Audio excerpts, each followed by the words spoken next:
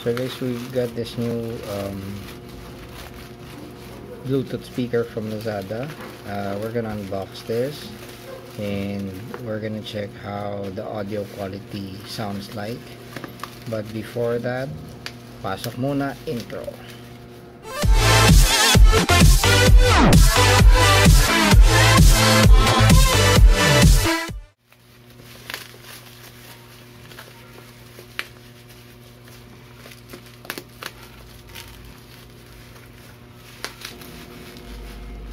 So guys, yung model niya, it's TG623. So ang in-order ko, hindi siya pula, it's gray.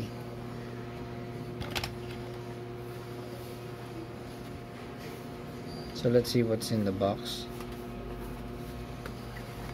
So ito nga pala guys, may 1200 mAh battery. So medyo matagal din naman siya with 5 volts charging. So ang kasama sa box niya, and comes with a USB charging cable, which is micro USB to type A USB,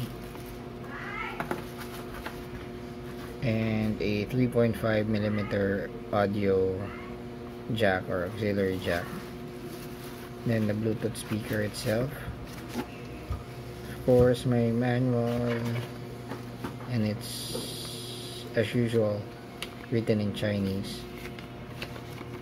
May English naman siya, but it's basic naman for a Bluetooth speaker, so it's easy to navigate naman. So may plus and minus button siya.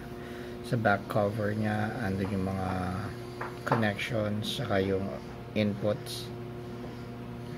So may selector siya for on and off. Maganda sa kanya na natatakpan siya, so hindi siya alikabukan agad. So far it looks sturdy, it looks nice for the build quality.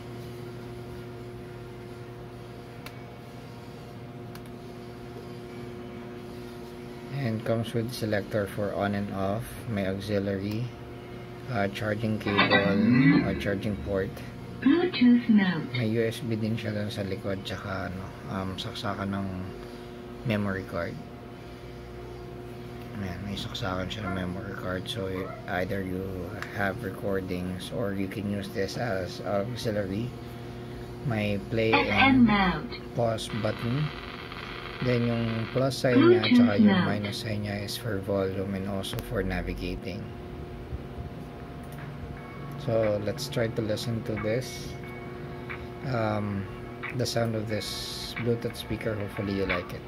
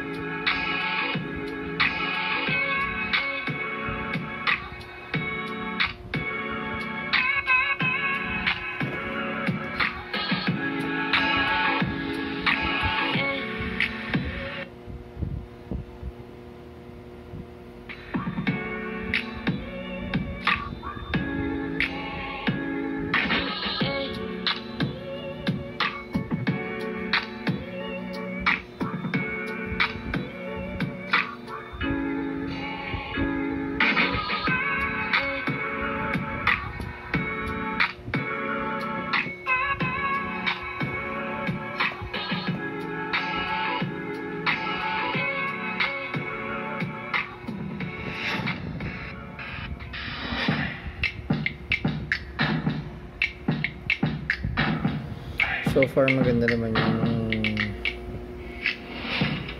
yung playback niya, although hindi ganun kadip yung bass, pero may bass pa rin naman siya. Overall, for its price, it's worth it. Maganda itsura, it's good for auxiliary, good for playing your music. It's a good buy. Hopefully you like the video guys. Please watch and subscribe to my YouTube channel. Again, this is Mr. Bombastic. Peace out.